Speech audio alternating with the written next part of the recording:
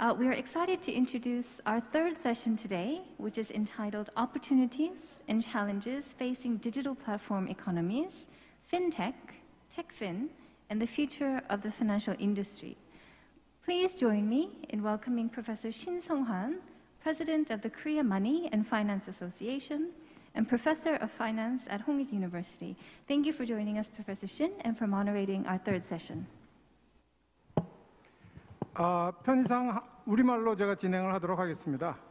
한 가지 정정해 드릴 사항은 지금 현재 제가 금융학회장은 아니고요. 금융학회장이었었습니다. 좀 착오가 있었던 모양입니다. 먼저 이번 세션이 진행되는 순서를 말씀을 드리면 로버트 머튼 교수께서 강연해 주신 동영상, 그리고 베리 아이켄그린 교수와 이성용 신한금융지주 CDO의 대담 동영상을 먼저 보시고, 그 다음에 박중호 맥킨지 코리아 파트너께서 한 15분 정도 프레젠테이션을 해주실 예정입니다. 그리고 그 다음은 김동성 금융감독원 전략감독 부원장보께서 한 5분가량 말씀을 해주실 예정이고, 그 다음에 저희 패널리스트들과 제가 자유롭게 토론을 하는 형태를 취하려고 합니다.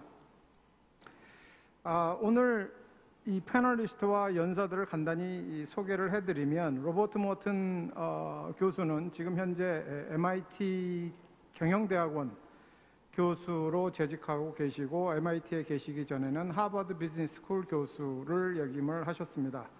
1997년도에 노벨 경제학상 파생상품 가격 결정 모형으로 노벨 경제학상을 받으셨고, 지금 현재 디멘저널 어드바이저라는 매우 큰 운용사의 레지던트 사이언티스트를 맡고 계십니다.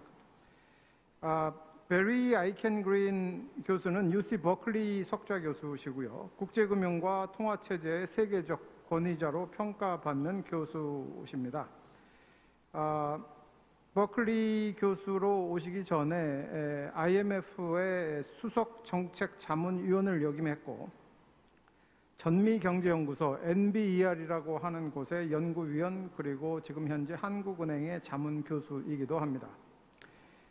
베리 아이켄그린 교수와 대담을 할 이성용 신한금융지주 CDO는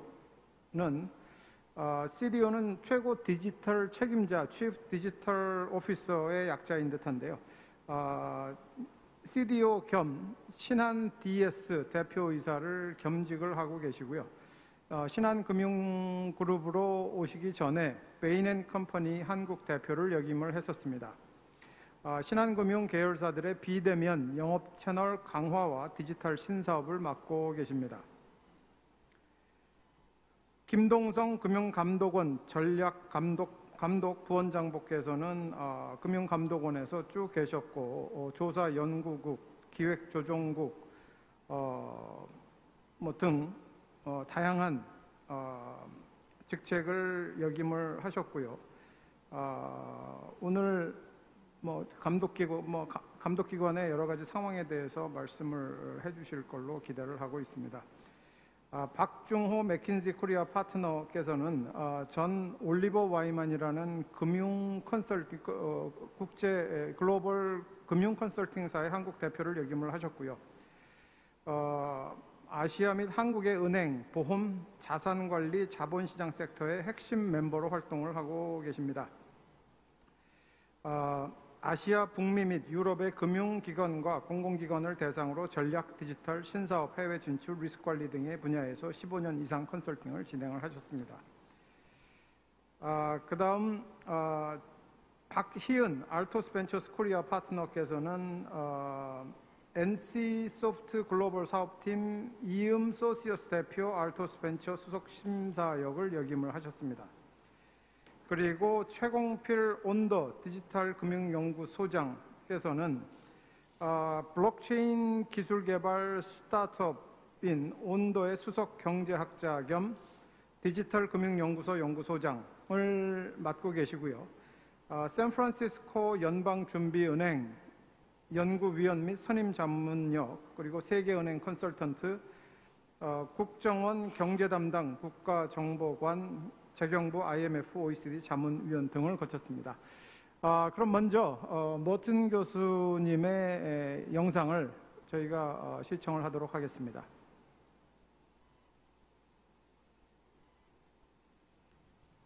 Welcome to the IGE Shanahan Financial Group International Conference. I'm Robert Merton, Professor of Finance at MIT and an honorary chairman of IGE. I come to speak to you on FinTech. FinTech, which for sure is already disrupting and impressively improving financial services throughout the world, and is going to have a profound effect on it. There's no question. And I'm particularly pleased because the effect will be a greater emphasis for those who are currently not getting the best of financial services. The three topics that I want to cover are the role of trust, discipline and diligence, and regulation in making FinTech a success. Now, turning to FinTech and the importance of trust is fundamental to financial services. There are those, at least in the tech world, who say to people in finance, you better start retraining yourself for something else, because the end game here is it's just going to be technology and the consumer. And all the rest of you are going to become no longer needed. Now, is that possible? Perhaps. But I would point out to you that implicit in that characterization is the assumption that technology is trusted by itself. And I claim that's not the case. Any technology is by itself not sufficient to create trust. Now, there are substitutes for trust. If you have two things that are transparent and you're comparing them, you don't need to trust anything. A second possibility is verification. So, for example, if you see Alipay system in China, clearly Alipay is not transparent to anybody. So why are they able to, hundreds of millions of people to use it? It's because they can verify. They try it, it works. Their friends try it, it works. And they get feedback. So the alternative to trust besides transparency is verified. Now, why isn't FinTech or technology by itself trusted? It's nothing that it's bad, but everything that we do in life is a model. And FinTech is no exception. You have this wonderful technology, but inside the technology, you have to build a model which does the processing, makes decisions, and comes out with the advice, for example. And then with every model, you have to populate it with data. Now, how do you know if those data are dirty data, biased data, maybe no data? Okay? And finally, there's the designer, whoever put together this model. If their objectives were conflicting with mine, then what may be coming out of here of advice may be very good for the producer of this, but not good for me. And so that's why, by itself, in these areas, technology is inherently not able to be trusted by itself. Now, consumers of financial services lost an enormous amount of trust, particularly because consumers in the great financial crisis of 2008-9, they lost trust in the providers, they lost trust even in the regulators. Now, in terms of quantifying the impact of loss of trust, I used the 2008-9 crisis. This is a survey by the CFA Institute. If you look over here, two questions. How do you feel in terms of importance and satisfaction on full disclosure of fees and costs? And how do you feel about the returns generated as being similar or better to target benchmark? They rank them very important, but as you see, their satisfaction is less than 50%. At the same time period, institutional investors also found fees and costs and return generation of great importance to them, but notice that the satisfaction of institution much higher. So it appears that there's a bifurcation, that the retail investor has not been very happy with the results, and that's evidence of a continuing missing trust. Now, let me show you one more data. What I've plotted here on this graph is the growth in index mutual funds and ETFs, electronic traded funds. You see the reduction in actively managed mutual funds, U.S. equities, fall. So you have roughly over $2 trillion of net gains for index funds and ETFs, and about $2.5 trillion in loss from actively management. So the two kind of offset in total, but it's an enormous thing that continued right through the bull markets that we've had. Now, why and what is the cause of that? Well, remember, these are retail products, not institutional products. So this is evidence of what retail has done. And, well, index funds are the one kind of systematic investing that doesn't require trust, really.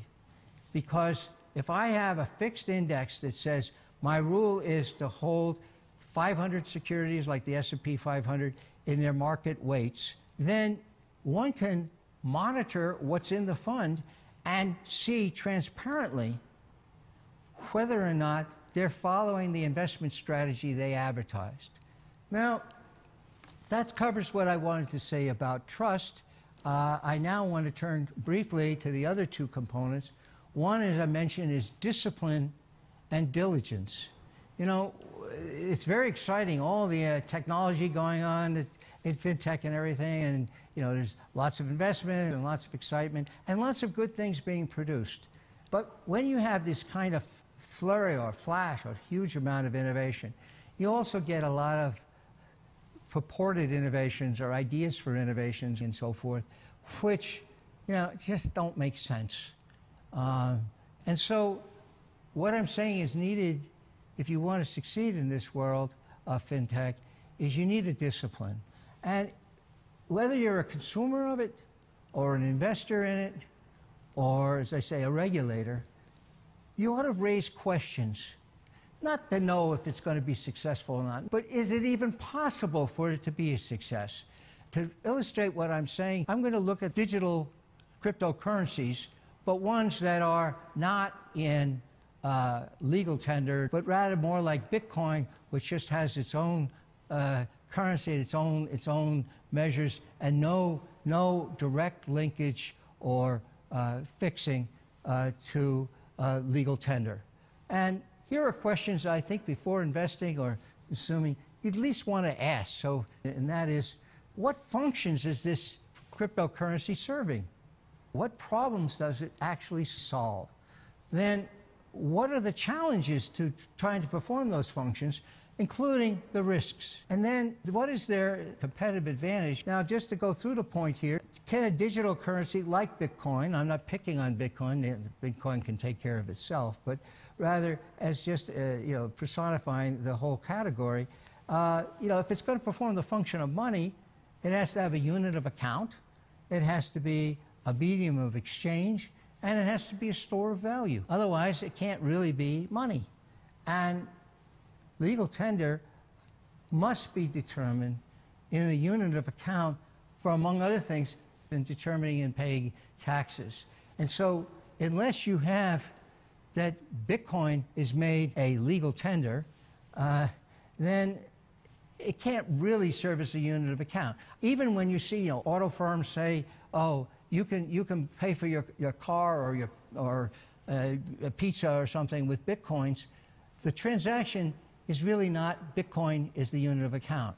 What happens is, at the time you buy the car, they look at the legal tender price of what's being sold, of the car, and then they convert it to what the Bitcoin value is at that time in terms of legal tender. And that's the number that they quote for the Bitcoin. That's not a unit of account. That's just a barter exchange. Secondly, what about as a medium of exchange? Aren't you transacting in Bitcoins? Well, technically, yes. But now I want to point out a different problem. It's a very complicated and complex and costly to perform unit for medium of exchange. Why? Because under the tax law, at least as I understand, I know in the United States, but I believe also in Korea, if I use a Bitcoin or any asset or any security to buy a car, the value of the Bitcoins at the time I move the transaction has to be converted to dollars and recorded. And the particular Bitcoins that were delivered, you'd have to know the date at which it was purchased and at what price in terms of legal tender. And then you have to report the difference between the value of the Bitcoin that you paid and the date and the value of the Bitcoin in legal tender when you bought the car. So in effect, every time you use the Bitcoin, you're going to have potentially a capital gain taxable transaction, which you would have to report on your taxes and be able to verify. Now, this is somewhat recognized out there. Sometimes with the currencies, they've switched gears and said, well, no, it's not really going to be a currency. It's going to be an asset class, a store of value. So we come to the issue of the store of value. Then ask the question, what risks does this coin, this crypto asset, what risks can it be used to manage and better distribute that risk for society in the system than competing asset classes? Now, you might say, well, Bitcoin provides diversification of necessary risk. Obviously, I can get diversification in the sense of getting a risk that's uncorrelated with everything else by just setting up a gambling casino, but you don't need that risk to be borne. Therefore, that's not needed in society. So we're talking about necessary risks that need to be borne by society, such as inflation. So maybe Bitcoin would be good for inflation. In the case of inflation, how can it compete functionally with existing alternatives? Quite frankly, if you're worried about US dollar inflation, the best asset to buy is a inflation-indexed US Treasury bond. That will give you exactly the inflation protection, okay? So you would have to explain how this cryptocurrency is better for that purpose. Now, I put here a list for you of other things to consider. You've all probably heard this. I mean, if it's going to be a store of value, if I leave my money in this as store of value, I'd like it to have the same value when I want to use the money later. And if you look at the price of Bitcoin and other cryptocurrencies, they're incredibly volatile, not just with respect to dollars or RMB or euros, but the price of housing, the price of any other goods, cars, and so forth. So at the moment, anyway, it's not really satisfying a store of value. And also we see that it tends to be, as it's gone along, more highly correlated with other asset classes, which makes it less effective diversifier. But I didn't want to pick on Bitcoin. I just simply wanted to point out, in general, when you're evaluating things, step back and ask, how could this work? Show me the path. Don't tell me it can just work. Let me give you another example related to it. You frequently have heard say, well, yes, Bitcoin has no backing, no tangible backing. It's a fiat currency. But so is the dollar, so is the RMB. They're all fiat currencies, and whichever one we trust is worked. Well, I would point out to you there's a huge difference between a legal tender fiat currency and a non-legal tender fiat currency. The legal tender fiat currency, whereby law in the United States, all taxes and fees can be paid by dollars. There's no choice. They have to be accepted. So that means that even if the rest of the world decided the US dollar was worthless, as long as I have to pay taxes as a US citizen, I'm going to sweep those dollars up to use them to pay my taxes or pay my other dollar obligations because the law requires that they be accepted. But there is no requirement to accept the fiat currency of non-legal tender. And so legal tender fiat currency actually does have tangible value because by law you can use it to settle your obligations. Bitcoin does not. Of course, there's other things that, it's very unlikely that any government is going to make Bitcoin legal tender. And secondly, there's the risk that government could just make it illegal. In the United States, gold, it was illegal for us to own gold coins or bullion from the 1930s till the 1970s. And while people may have done it, it certainly couldn't function as a currency or a thing to quote prices in. So I'll stop on that part on the due diligence. Now, finally, I'd like to say a word about regulation.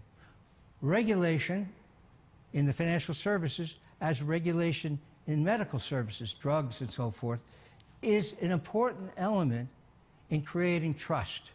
We're willing to put pills in our children or ourselves because we trust that the pills are what they say to be. Otherwise, we wouldn't do it. An important function of regulation is to support that trust. Secondly, with respect to regulation, if you see a new fintech innovation that looks less expensive and more efficient in that sense, because it doesn't have to satisfy the regulations of the existing institutions performing the same function, so it's sort of regulatory arbitrage, recognize that that's not a long-term value, because either one of two things is true. The regulation isn't needed, in which case you ought to take it off the institutions that have it now, or it is needed, in which case the regulators will get around to imposing those same regulatory costs on the new entrant as occurred with the old. And so that's not a long-term thing. Well, my time has run out. I appreciate so very much your attention. Summary, FinTech is going to have incredible impact, and the impact will be disproportionately on those who need better financial services than they're getting. That's the good news. But in order for it to reach its success, FinTech is going to have to develop the infrastructural elements of trust, due diligence, and regulatory confirmation. So I thank you all. I hope you enjoy the rest of the conference.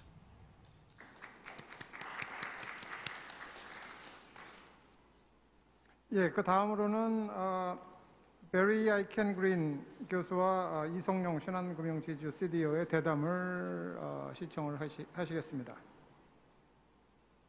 Thank you, Professor Akin Green. Thank you for your time. There are a lot of subject areas I want to ask you, especially the role of fintech, the emergence of tech fins in a platform economy, role of a regulatory agency, obviously, and also the CBDC, which is becoming a hot issue driven by China. And lastly, I don't know if you're familiar with the Korean situation, but the recent IPO of Kakao Bank and its impact on the rest of the legacy player and industry. So with that, I mean, we've seen emergence of fintechs and big techs in the world, and their influence on the economy, especially in financial sector, is huge. What's your sense on this as you lecture around the world, their impact on the economy and the financial sectors overall? I think the financial sector is set up to be revolutionized by digital technology. It's information intensive, it's dispersed across many different locations.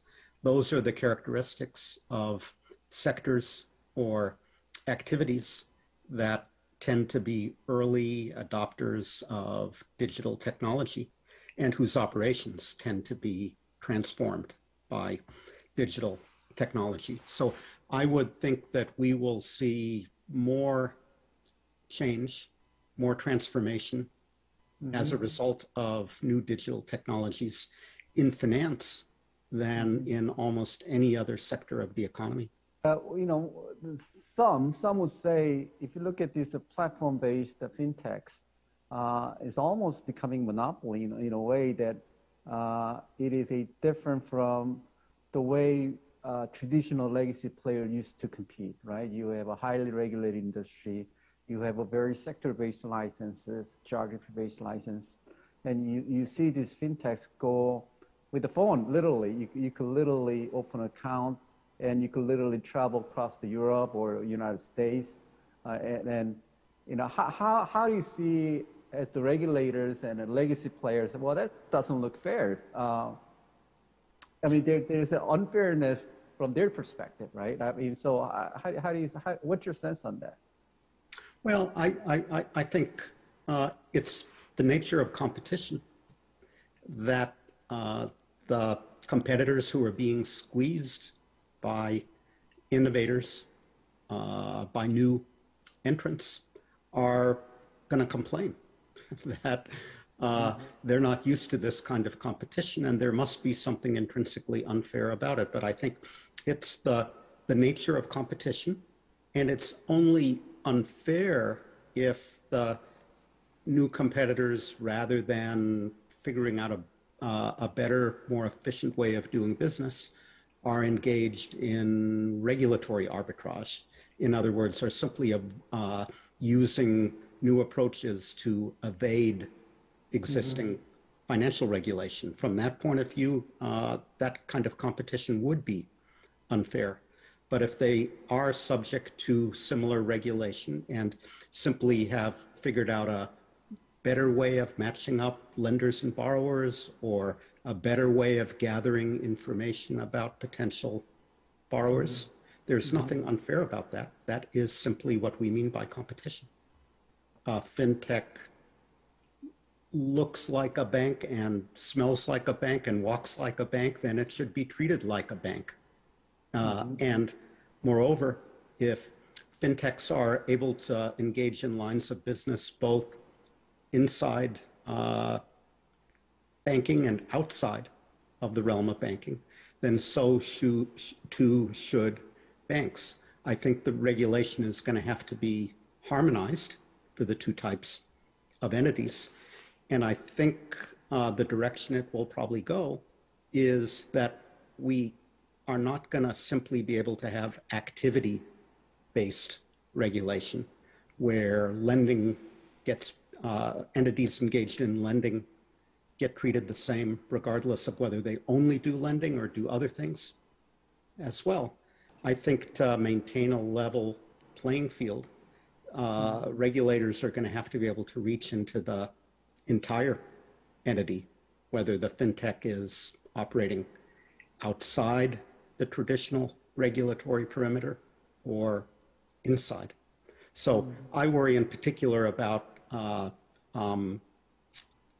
competition, that big FinTechs can, for example, cross-subsidize their financial activities, use profits earned outside of finance to subsidize their financial activities, gain market share by deploying those subsidies, and ultimately, as they become big lenders, prevent entry by other potential competitors. So I worry about the day when finance in the United States might be dominated by Google and Facebook, which will then be so large and have resources capable of subsidizing their lending activities that they can drive out and keep out most potential competitors. And that would not be a happy result for the US consumer. Now I want to switch a little bit to one of the areas, which is the cryptocurrencies. Especially in CBDC area, that's an area the Bank of Korea is interested in. A lot of central bank is paying a lot of attention to that space.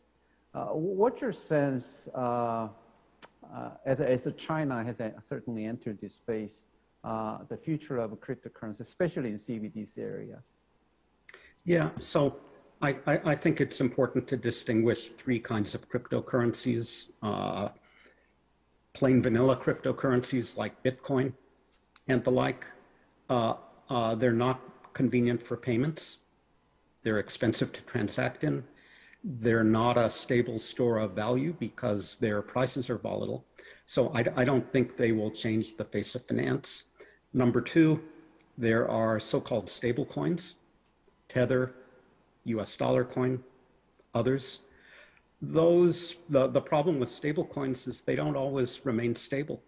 And in the same way that you can have a run on a traditional bank by its depositors, you could have a run on a partially collateralized stablecoin that could collapse its value. And we've seen some mini runs, and we may see some larger ones in the not too distant future.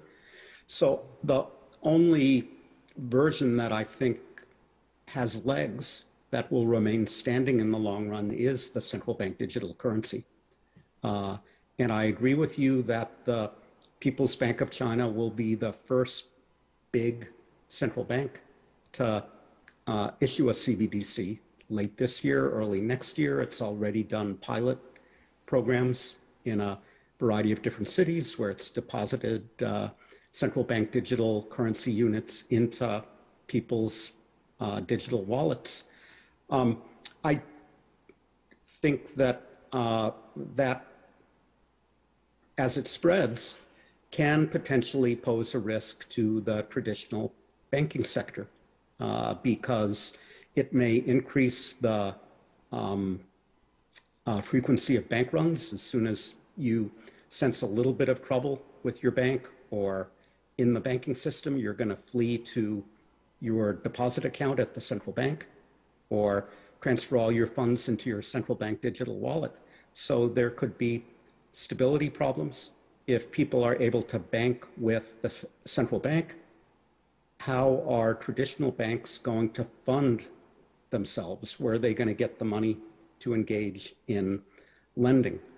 So I think central banks ultimately are going to limit the amount of CBDC they issue and how much folks like you and me can hold in order to avoid disintermediating traditional banks and to limit any increase in the bank run problem.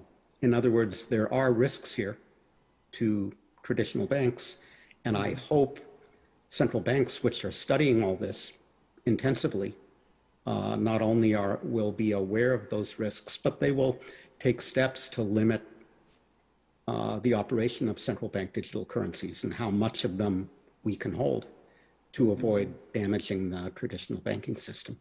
You also done some strategy work in your career, but if you look at a legacy, you are a legacy player in Korea, staring at Kakao and others alike. What are kind of strategic options for players like that? You know, the market's valuing 2x, and they're very nimble, speedy, and so on. How can big players like whether Shinhan or KB or others could compete in this world? Well, you can partner with fintechs. We have examples of that in the United States. I think Apple and JP Morgan to a limited extent. Amazon has partnered with, I'm sorry, Apple and Goldman Sachs is one example. Amazon and JP Morgan is another example where the high-tech company brings the technology and the traditional bank brings years of experience.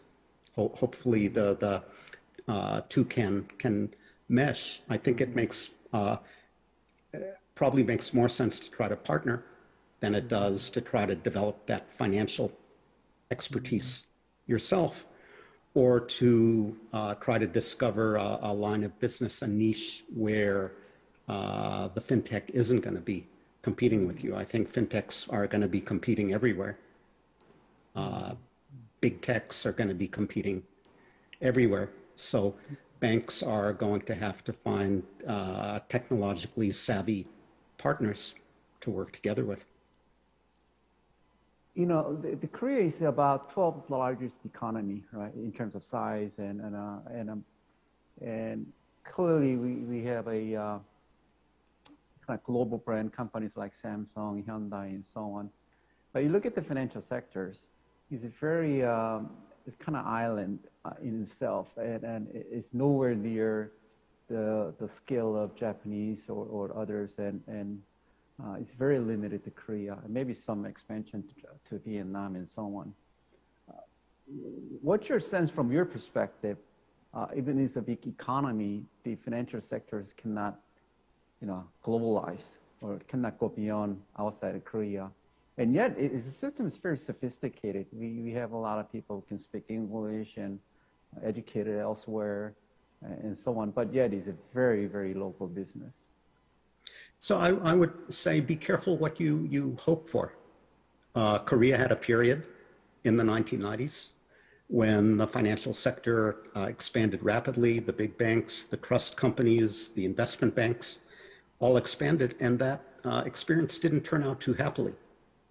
at the end of 1997.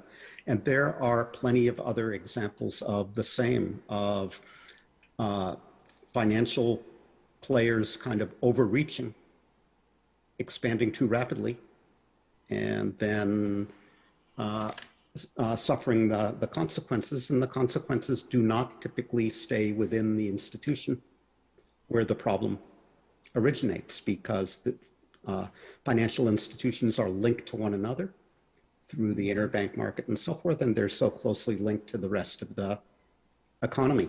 So I think it makes sense for Korean financial entities to think about slowly increasing their foreign and global activities, but it would be a mistake for traditional Korean financial institutions that are experiencing more competition at home from fintechs and other innovative entrants to say, boy, we'd better expand our foreign business in order to maintain our revenues. Well, thank you for your time, Professor Arkin-Green. I think this was very valuable and educational. Thank you. Thank you.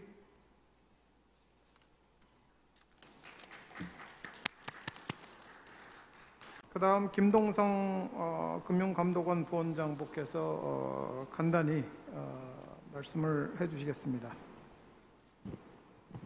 네, 안녕하세요. 금방 소개를 받은 김동성 금융감독원 부원장입니다. 제가 지금 신성한 박사님께서 지금 간단히라고 또 말씀을 하셔서 사실 이 부분에 대해서 할 말은 무지하게 많은데 얼마나 제가 효율적으로 제 의사를 전달할 수 있을지 모르겠습니다. 아까 그 맥킨지에서 지금 발표해 주신 바와 같이 이제 마지막으로 이제 규제 감독의 중요성을 말씀을 하셨는데요. 아까 이제 초청 연사로 지금 온라인으로 강의를 해주신 그 머튼 교수하고 아이켄그린 교수도 규제 감독, 레귤레이션 부분을 강조를 많이 했었습니다. 근데 이제 시장의 생각과는 달리 지금 그 규제 감독 사이드에 있는 사람은 이제 저밖에 없는 것 같은데요. 사실 지금 제가 맡고 있는 이제 부서가 지금 그 디지털 감독 부서입니다. 그래서 사실은 제가 이제 이 부분에 가장 관련성이 지금 금감원에서 높아서 제가 이 자리에 참석을 했다고 보는데, 저희 지금 디지털 감독 파트의 일거리가 갈수록 늘어나고 있습니다. 이제 시대의 흐름을 반영을 하는 거죠. 저는 농담으로 저희 직원들한테 그런 얘기 많이 합니다. 앞으로는 디지털 감독밖에 안 남을 것 같다. 모든 게 다 지금 디지털화가 되고 있는 세상에서 사실은 이제 기존에 저희가 하던 구체제의 어떤 규제 체계나 감독 체계하고 그 다음에 신체계가 융합이 되고 있는 지금 아주 큰 도전을 맞고 있습니다. 저희 감독 사이드에서도요. 저는 이것을 이제 그 프랑스 혁명 때 이제 그 회자됐던 앙시앵 레짐이고 이제 비유를 하는데요. 이제 기존의 그 감독 체계나 규제 체계에서 영위를 하던 사업을 하던 기존 그 금융회사들과 앞으로의 디지털화된 이 빅테크나 핀테크 또는 지금 금융회사들도 이제 그쪽으로 진출을 많이 제휴나 직접 진출을 통해서 많이 시도를 하고 있지만 이 세계가 굉장히 다르다는 겁니다. 저희들이 피부로 느낄 정도로 저희가 직접 사업을 안 하는 저희들도 감독을 하는 저희들까지도 영향이 아주 클 정도로 굉장히 지금 효과가 높은데요. 사실 기존의 규제에 대해서는 시장의 오해도 많지만 기존의 규제는 오히려 산업을 보호하는 측면으로도 많이 작용을 해왔습니다. 결국은 규제가 치는 규제 울타리 내에서 이제 사업을 해왔던 거죠. 구체제에서는요. 그래서 이것이 어떤 경우에는 수익성을 보장해주는 체제도 되고 규제가 플러스 마이너스가 다 있었다는 겁니다. 그런데 가장 큰 특징은 최근에 나오는 이제 빅테크나 지금 여러분이 지금 여기 계시는 이제 금융회사 분들의 느끼는 도전은 가장 큰 차이는 속도입니다. 속도. 사실 그 금융 감독이라는 것도 규제라는 것도 또 여러분이 하는 사업도 결국 속도의 싸움일 수도 있는데 이 속도 면에서 저희는 예전의 체제는 이제 그 기울기가 만만했기 때문에 미리 대비하고 소위 선제적이라는 말을 써서 미리 대비하고 철기를 깔고 그다음에 울타리를 칠 수 있었습니다. 어느 정도는요. 그러나 이 지금 도전을 받고 있는 이 세계에서는 속도가 너무나 빠르기 때문에 사실상 금융 감독이나 금융 규제가 따라가는 게 매우 벅찬 지금 시대입니다. 그래서 저희도 지금 굉장히 고민이 많은데요. 전화기를 발명한 그 알렉산더 그라함 벨이 이제 전화기를 시연을 하기 위해서 노블레스 오블리지들을 이제 모아놓고 사회 지도층들을 모아놓고 시연을 했습니다. 시연을 했는데 이 벨의 이제 예상은 이거에 대해서 굉장히 놀라고 이제 경이스럽게 생각하고 굉장히 긍정적으로 생각할 줄 알았는데 청중의 반응은 아니 그런 게 왜 필요하지? 그냥 사람을 보내면 되지. 편지를 쓰면 되지. 이런 반응이었다고 합니다. 그만큼 혁신이 예전에는 구체제에 의해서 상당히 지금 반발을 받고 그것이 느렸다면은 전개가 느렸다면 요즘은 이 부분은 오히려 반대입니다. 이 부분이 지금 너무 빨리 앞서 나가기 때문에 사실은 여기 계시는 이제 그 기존의 이제 그 금융회사나 금융회사 분들도 이 부분을 쫓아가기가 매우 지금 힘든 지금 상황이 됩니다. 사실 그러다 보니 저희들도 지금 이제 금융감독 측면에서 어떻게 해야 될지를 굉장히 지금 고민을 많이 하고 있는데요.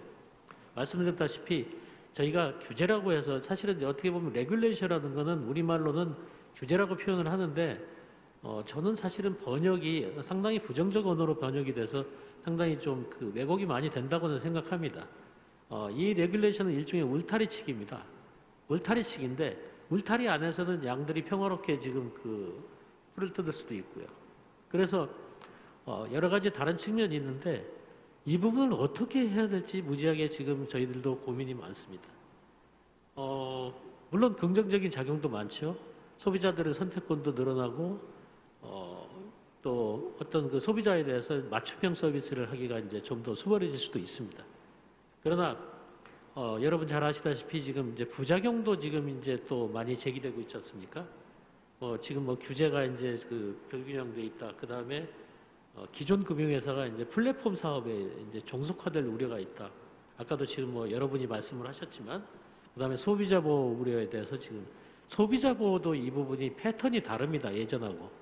그래서 이거는 또 이제 속도 면에서도 또 타의 추적을 불허하죠.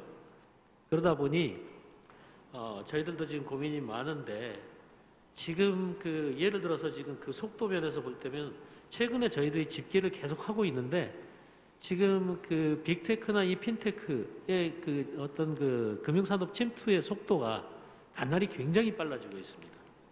뭐 특히 대출 부분에서는 여러분들 잘 느끼실 겁니다. 그러다 보니 기존의 이제 속도에 맞춰진 규제 체계나 감독 체계가 그걸 따라잡기가 이제 매우 힘들다는 거죠. 그래서 BIS도 최근에 빅테크가 시장 집중도를 높이고 금융 시스템과 상호작용하면서 시스템 리스크까지도 연결될 수 있다라는 거 경고를 한 적이 있습니다. 결국은 이 융합되는 이 세계에서 저희들이 또 하나 피부로 느끼는 것은 금융과 비금융의 융합이 계속 일어나면서 사실은 구분하기도 매우 어려운 기존의 구체제에서의 접근 방식이 지금 상당히 도전을 받고 있다는 걸 또 말씀을 드립니다. 그리고 상품도 마찬가지죠. 금융상품의 기존의 체계에서는 금융상품이 금융회사가 파는 상품이었습니다. 또는 금융회사가 위탁한 준금융회사가 파는 상품이었죠. 그러나 지금은 다릅니다.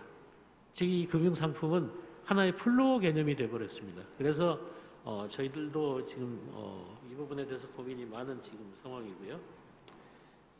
그래서 이제 앞으로 이제 저희들이 이제 그럼 감독을 어떻게 해야 될 것이냐. 사실은 저희만의 문제는 아닙니다. 그죠? 이게 이제 어떻게 보면 감독의 부분도 이게 이제 전체적으로 다 어우러지면서 이게 이제 감독 당국만의 일이냐 하는 부분도 사실 지금 블러리 에어리어로 들어가고 있으니까요. 그러다 보니 앞으로는 그러면 원칙이 어떻게 되는 거냐. 이런 부분은 수탁자와 위탁자의 문제이기도 합니다. 사실은 지금 모든 것이 제휴나 수탁으로 다 이루어지고 있지 않습니까? 핀테크, 빅테크 회사들과. 그러다 보니 사실은 지금 여기 계신 금융회사 분들도 빅테크에 대해서 수탁을 하는 위치에 서거나 수탁을 받는 위탁을 하는 위치에 서거나 수탁을 받는 위치에 서면 감독자가 됩니다. 앞으로는요. 더더욱이. 그래서 이 부분에 대해서 그러면 서로 원칙에 대해서 고민을 해야 되는데 저희가 아직까지 생각할 때는 제일 첫 번째 원칙은 책임성입니다. 사실은 이 융합된 세계에서 책임을 가르기가 점점 어려워지고 있습니다. 그러나 누가 책임을 질 것인가? 결국은 그 책임은 최종 서비스를 받는 이용자에 대한 책임이죠.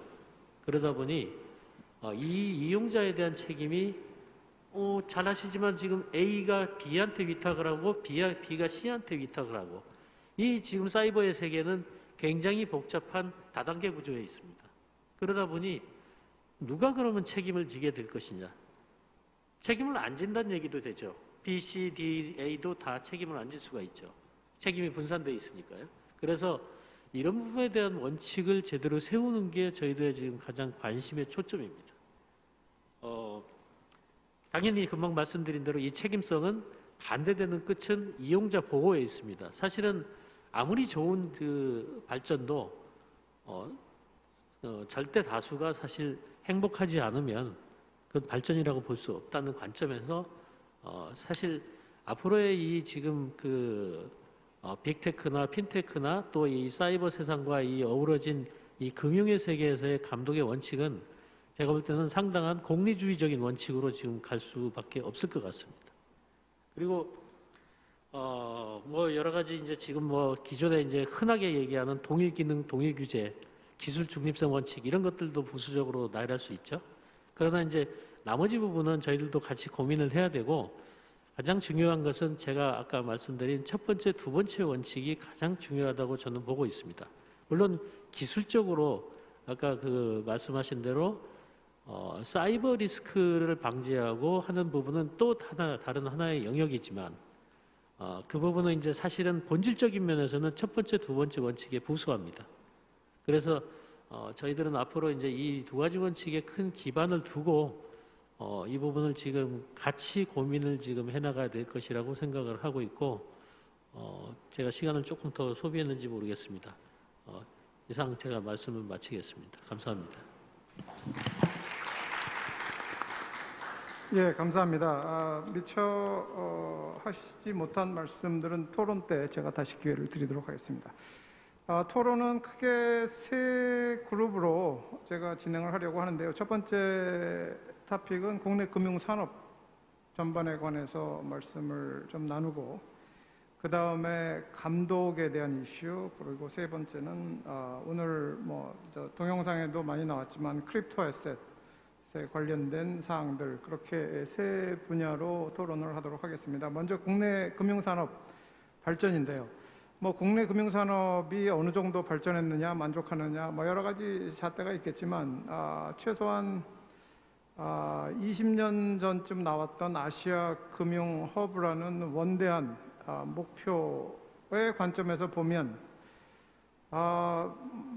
좀 회의적입니다. 지금 현재의 모습이 그렇게 만족스럽지는 않은 것 같습니다. 어떻게 보면 지금 외국 금융사들은 거꾸로 우리나라들을 떠나고 있는 상황이기 때문에 그런 관점에서 국내 금융산업의 발전이 크게 흡족스럽지 않은 상황에서 디지털 사이언스 테크놀로지가 급격하게 발전을 하면서 핀텍이라는 하나의 소분야가 생겨나기 시작했고, 이게 국내 금융산업에 대한 어느 정도의 희망을 주고 있는 상황이 아닌가 그렇게 생각을 하는데요.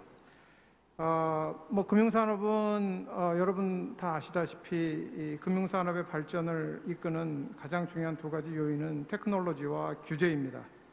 그래서 규제 관련돼서 말씀을 하셨지만 뭐 오늘은 테크놀로지와 금융의 관점에서 토론을 하는 자리이기 때문에 핀테크 관점에서 국내 금융산업의 발전을 논해 보도록 했으면 좋겠는데요.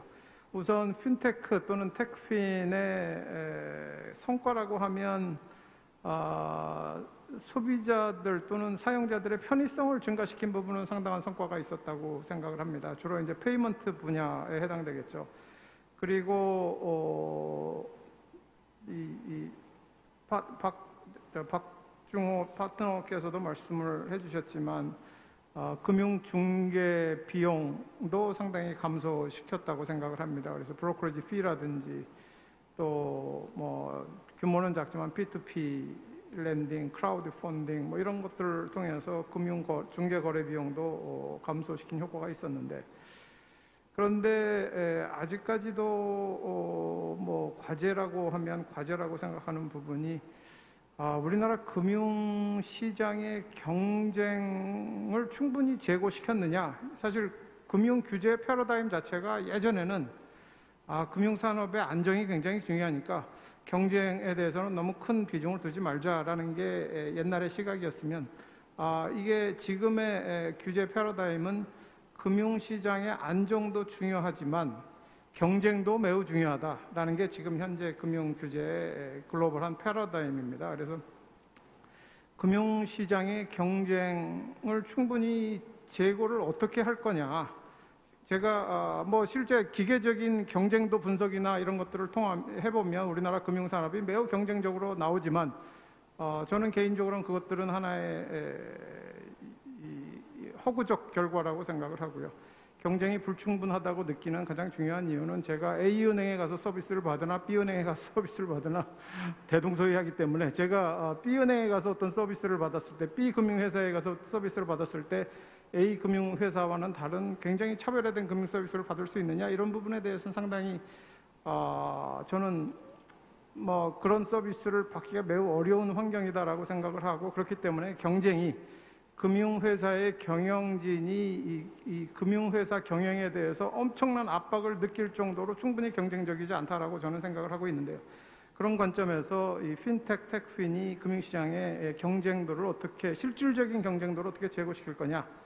그리고 가장 중요하게는 금융의 근본적인 기능인 자원의 효율적 배분, 즉 다양한 위험의 관리 측면에서 어떻게 금융산업의 기능을 제고할 거냐. 예를 들면 과거에는 뭐 여러 가지 이유로 판단하기 어려웠던 중금리 시장이라든지, 요즘 이제 본격적으로 이제 발전하고 있는 것 같습니다. 그리고 중소기업 금융이라든지, 그리고 예전에는 뭐 여러 가지 위험이 너무 크거나 위험을 계량화하기 어렵거나 이런 이유로 할 수 없었던 뭐 메가 바이오 프로젝트라든지 뭐 이런 것들을 이 핀테크나 테크핀을 통해서 실제 과거에는 돈이 흘러들어가지 못했던 굉장히 사회적으로 필요한 부분에 핀테크가 돈이 흘러들어갈 수 있게끔 하는 기능, 이런 부분들에 대해서 어떻게 핀테크가 실질적인 역할을 할 수가 있겠느냐 하는 부분들은 아직도 큰 과제로 남아있는 거 아닌가, 그렇게 생각을 하는데요. 우선 최공필 박사님께 핀테크, 텍핀의 성과와 과제에 대한 의견, 그리고 뭐 규제 부분은 제가 말씀을 안 드렸는데 규제 당국에 대한 평가, 그리고 제언, 이런 것들도 혹시 가능하시면 포함해서 간단한 의견 부탁드립니다.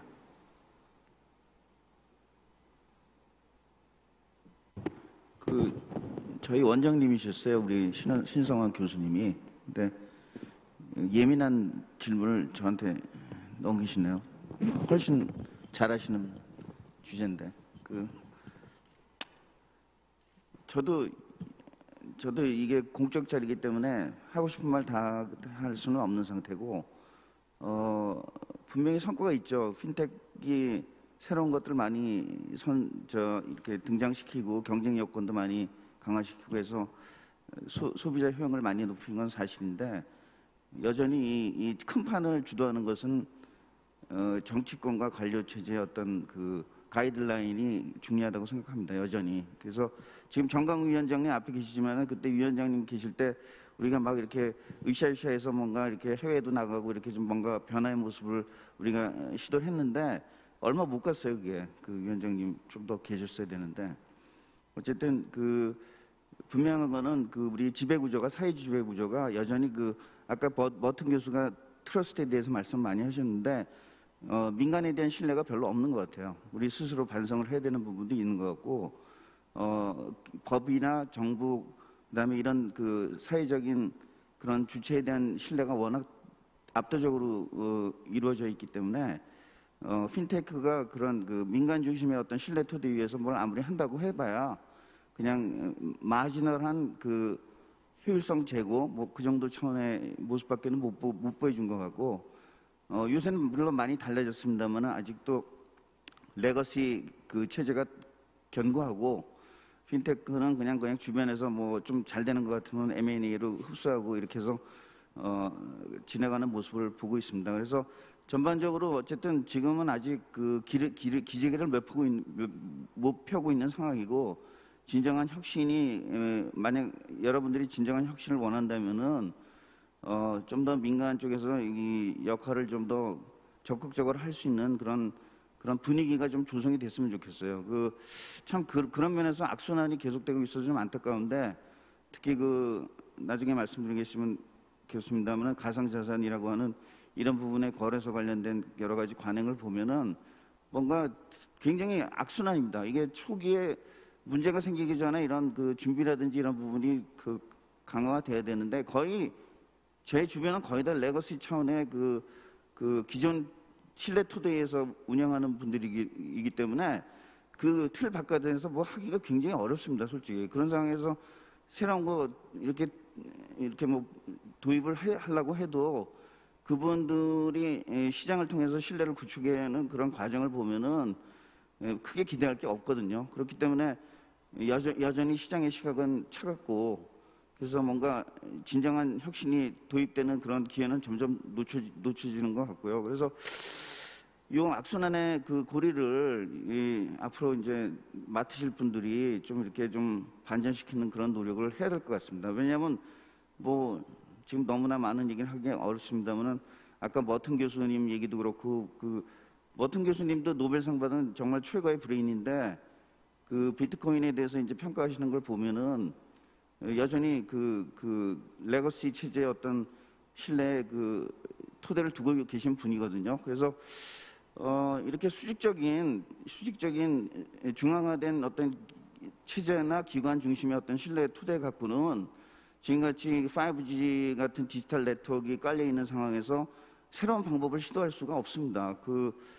지금 솔직히 400조 달러 이상의 전체적인 세계 부와 비교하면은 지금 크립토 아무리 다 합쳐봐야 지금 오늘 2조 달러 넘었나요? 뭐 그 정도인데 그래서 결국은 세상의 주인이 이제 민간인데 이 민간들이 편리하게 금융 서비스를 접근하고 사용할 수 있게 하려면은 이 레거시에서 좀 더 오픈된 그런 상황으로 가고 해야 되는데 안타깝게도 우리나라는 그냥 조금도 움직이지 않는 것 같아요. 그냥 이건 난공불락의 어떤 엄청난 신뢰 토대 같습니다. 그래서 그 부분이 좀 아쉽다 그런 평가를 해봅니다.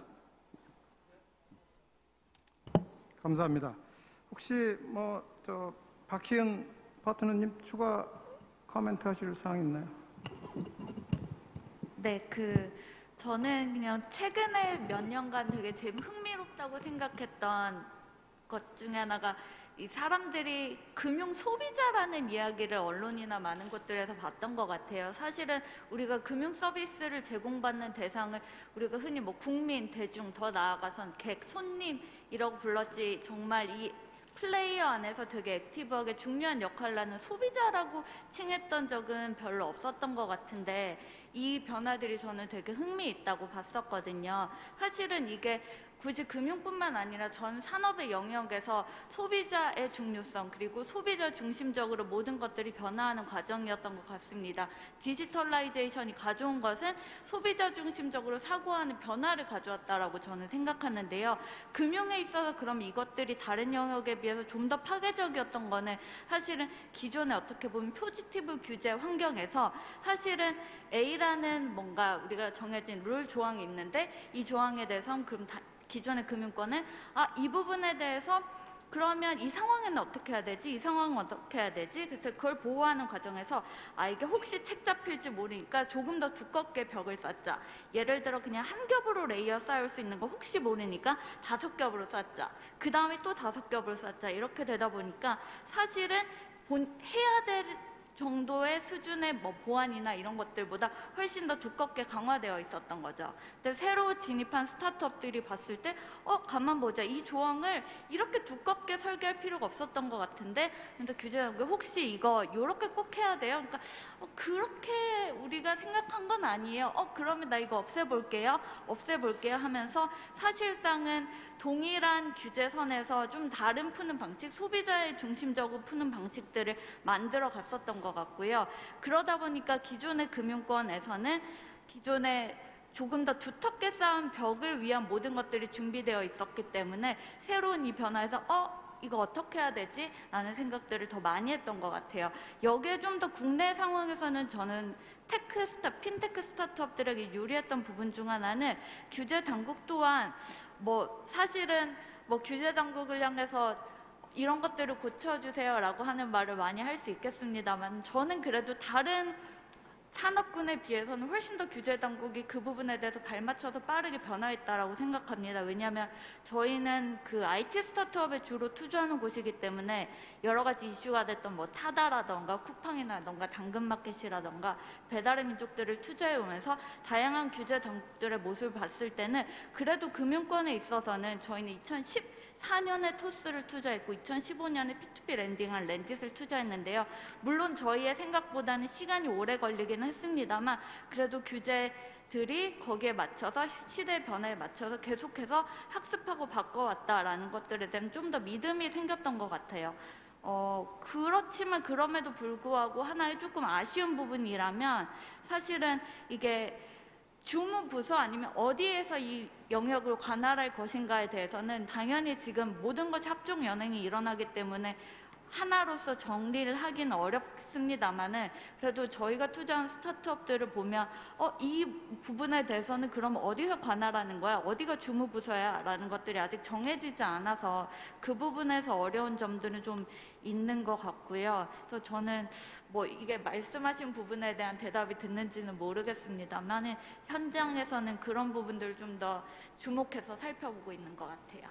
예, 알겠습니다. 김동상 부원장님께서 이 거래 주체들의 책임성 말씀하셨는데 지금은 이제 규제 당국의 책임성을 지금 말씀을 해주신 것 같네요. 그러면 첫 번째 금융산업 발전 부분은 이 정도로 넘어가고요. 그 다음 감독 이슈를 다루도록 하겠습니다. 규제는 필연적으로 감독을 수반할 수밖에 없습니다. 규제가 모든 플레이어들이 지켜야 할 룰이라고 하면 감독은 그 플레이어들이 그 룰을 제대로 지키는지를 계속 모니터링하고 관리하는 게 감독이기 때문에 둘은 불가분 관계를 가질 수밖에 없는데 사실상 감독 기능이 굉장히 선진화되어 있어야 사실은 규제 완화도 가능합니다. 감독 기능이 선진화되어 있지 않은 상태에서는 규제 완화를 하게 되면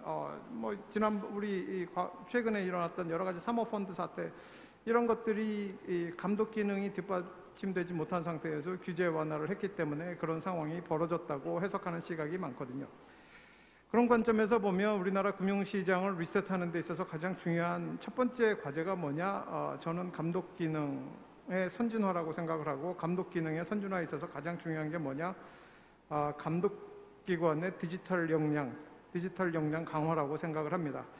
그런 관점에서 보면 내부적으로는 지금 부원장님 말씀하시는 대로 내부적으로는 디지털 감독에 대해서 엄청나게 고민을 하고 계시는 것처럼 보이는데 밖에서 보는 시각은 이게 너무 속도가 느린 거 아니냐. 이게 지금 골드만삭스 같은 데는 벌써 5년 전쯤 자신들은 금융회사가 아니라 IT 회사라고 정체성 변화를 선언을 이미 5년 전에 선언을 한 상황이고 모든 금융회사들이 다 이 IT 회사화하는 과정에 있다고 보여지는데 그런 관점에서 보면 감독원의 디지털 역량 강화 스피드가 너무 느린 거 아니냐 이런 생각이 듭니다. 외부에서 볼 때는 아마 내부에서 진행되는 것들에 대해서 충분히 정보가 없어서 그럴 수도 있다고 생각을 하는데요. 그 부분에 대해서 부원장님께서 의견을 좀 부탁을 좀 드리겠습니다.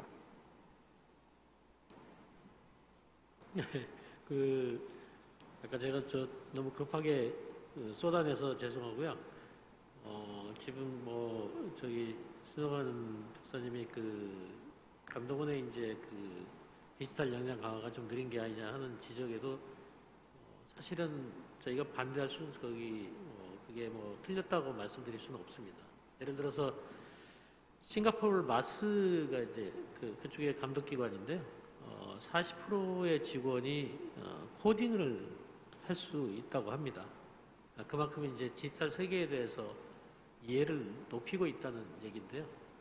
그 덕분인지 싱가포르 개발은행 같은 경우는 전 세계에서 이제 그 디지털화가 가장 진전된 은행으로 꼽히고 있습니다.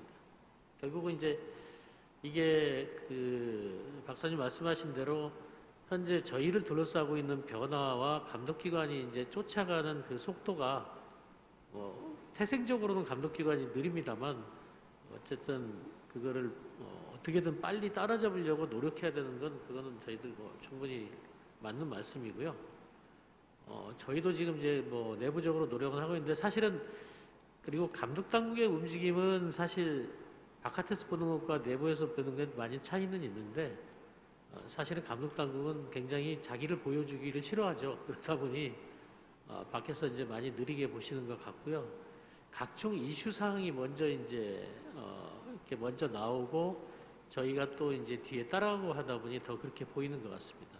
근데 그 부분은 저희들이 지금 그 부분은 어쩔 수 없을 것 같고요. 다만 저희들이 지금 이제 내부적으로 전산 인원도 이제 IT 인력도 이제 고용을 지금 계속 늘리고 있고 또 이 부분을 따라잡으려고 노력을 많이 하고 있습니다. 그래서 내부에 지금 TF도 만들어서 지금 고민을 하고 있는데 사실은 이런 부분에서 그 전 세계 감독 당국들도 사실 디지털 부분에 대한 감독의 지침을 아직 완전하게 수립한 데가 한 군데도 없습니다.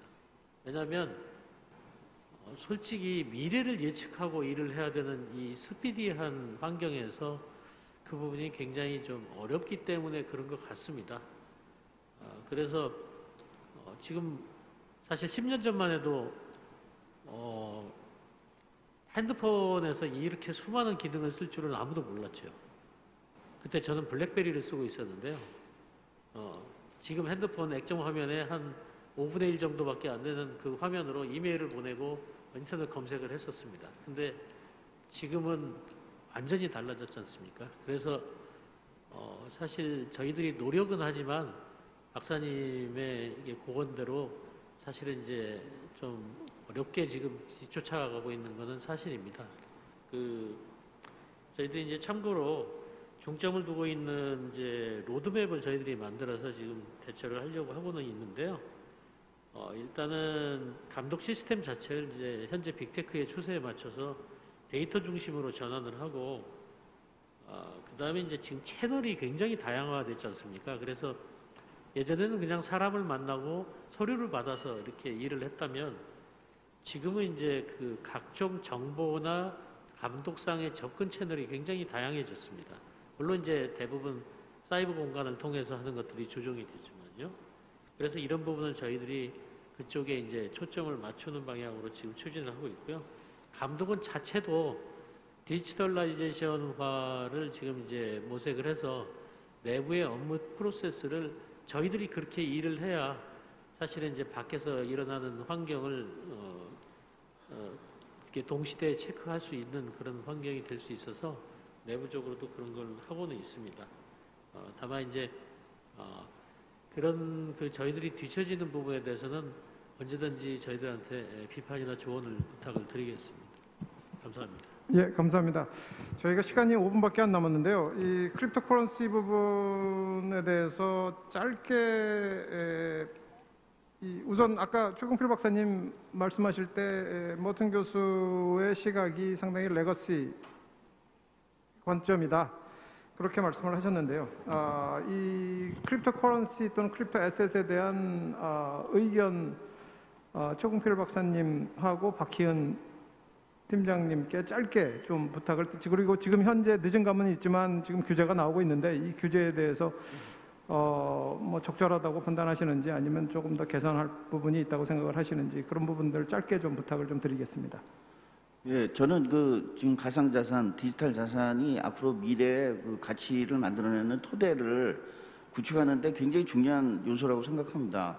지금 레거시의 관점에서는 근거도 없고 뭐 여러 가지 부족한 측면이 많이 관찰이 되는 건 당연하다고 생각하는데 원래 그걸 하려고 지금 이걸 만든 게 아니거든요.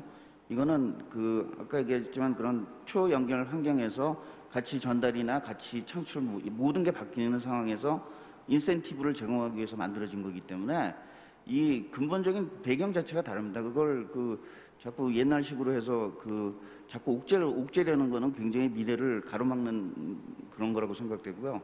그다음에 아까 CBDC 얘기하고 아이킨 그린도 말씀을 많이 하셨는데 저는 CBDC가 중앙화된 주체가 그러니까 레거시 중앙화된 주체가 디지털 역량을 갖추면 굉장히 위험하다고 생각합니다.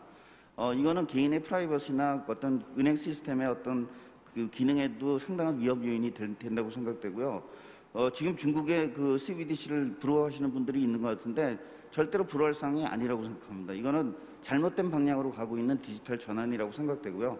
그래서 페드가 이제 굉장히 신중한 모습을 보이고 있는 거라고 저는 생각합니다. 그래서 디지털 역량하고 중앙화된 엔티티의 결합을 견제할 수 있는 뭔가 제3의 어떤 견제 역할을 누군가 해야 된다고 생각되고요.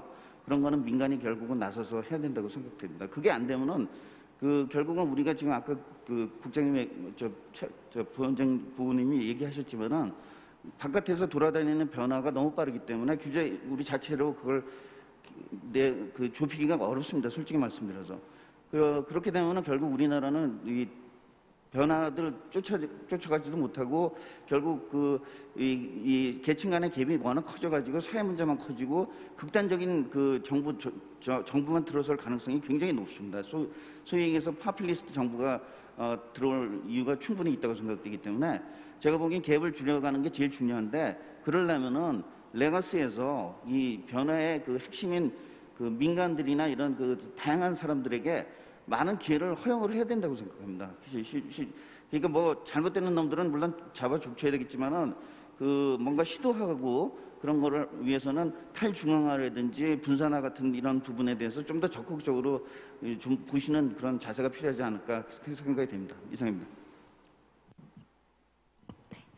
저는 사실 아까 교수님이 말씀하신 부분에 일견 동의하는 부분은 실제로 크립토커런시가 실제 생활에서 지금 현재 가지고 있는 여러 가지 문제들 해결하더라도 우리가 거래하는 수단으로 쓰일 수 있을까? 왜냐하면 사실 사람들의 사용 경험을 습관을 바꾸는 건 굉장히 어려운 일이기 때문에 정말 크립토커런시가 하나의 결제 수단으로 쓰일 수 있을까? 그럴 수도 있고 아닐 수도 있지만 현재로서는 그렇게 긍정적으로 보고 있지는 않긴 한데요. 근데 또 이게 자산으로서 그러면 저는 다른 생각은 해볼 수 있을 것 같습니다.